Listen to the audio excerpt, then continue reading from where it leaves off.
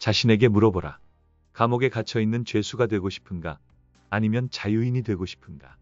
누구든지 올바른 정신을 가진 사람이라면, 그리고 선택권이 자신에게 있는 사람이라면 죄인처럼 부자유스럽게 살고 싶은 사람은 아무도 없을 것이다. 그렇지만 잠시 더 생각해보자. 올바른 정신 상태라면 굴레와 속박 속에서 살고 싶은 사람은 없을 것이다. 그러나 아주 솔직하게 자신에게 물어보자. 그러면 바로 그런 상태를 내가 지금껏 원했다는 사실이 도처에서 확인될 것이다. 자신이 언제나 나약하고 무엇에나 부적합하다는 마음가짐이야말로 감옥인 것이다.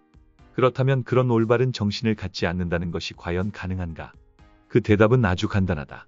당신은 지금껏 분리된 마음가짐을 가졌었다.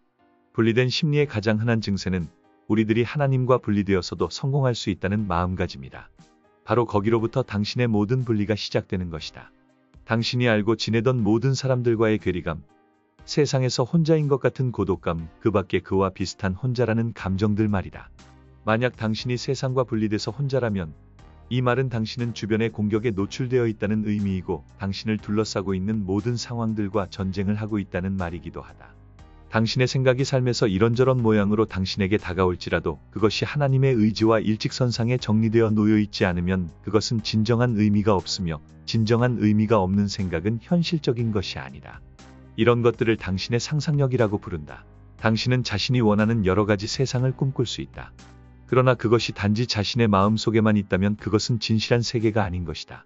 진실한 세계란 사실적인 여러 법칙들에 의해서 뒷받침되고 그 사실적인 법칙들이란 하나님으로부터 나오며 그 하나님을 우리들은 우주의 창조력이라고 부를 수도 있다.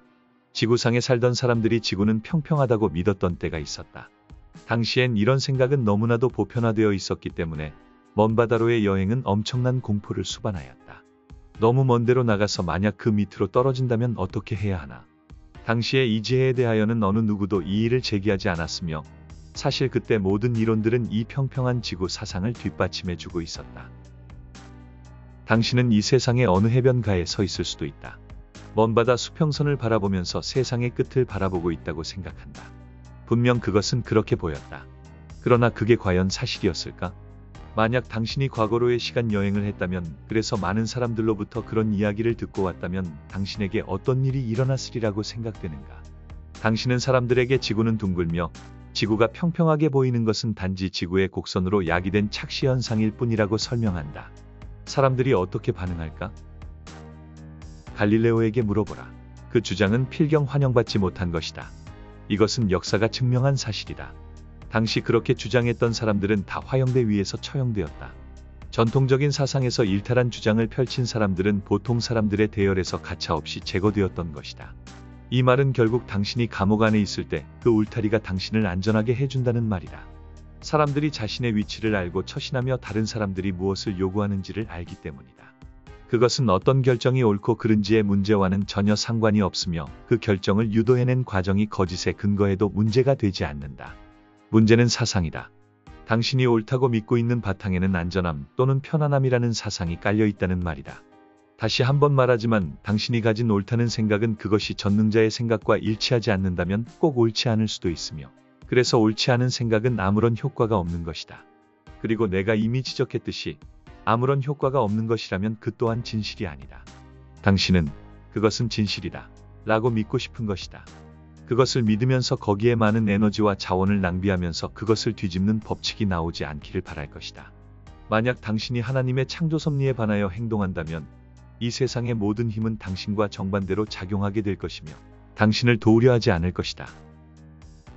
아, 당신은 이 세상을 얼마나 힘들게 살아가는 사람인가? 자, 창조 섭리로 다시 돌아가 보자.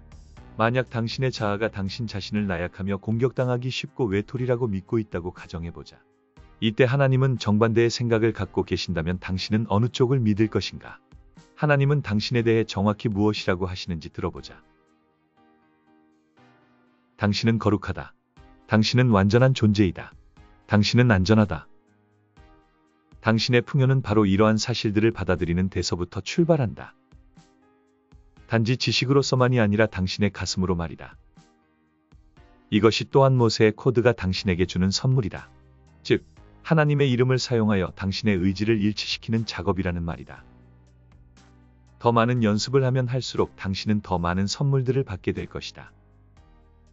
하나님께서는 당신에게 주신 선물을 되돌려 받으려고 하시기 때문에 당신이 받으면 받을수록 점점 더 많은 것을 주시려고 한다. 이런 하나님의 섭리와 친숙하게 지내라. 그러면 당신이 이루지 못할 일이 없다. 방금 들으신 스토리는 중고시장에서 30만 원에 거래되던 바로 그 책. 모세의 코드, 제임스 타이먼 중 일부입니다. 진정한 자유를 되찾고 싶고 진정한 자유의 진짜 의미를 알고 싶은 여러분께 이 책을 추천드립니다. 또 다른 이야기가 궁금하신 분들은 구독하신 후 더 많은 이야기들을 들어보시기 바랍니다.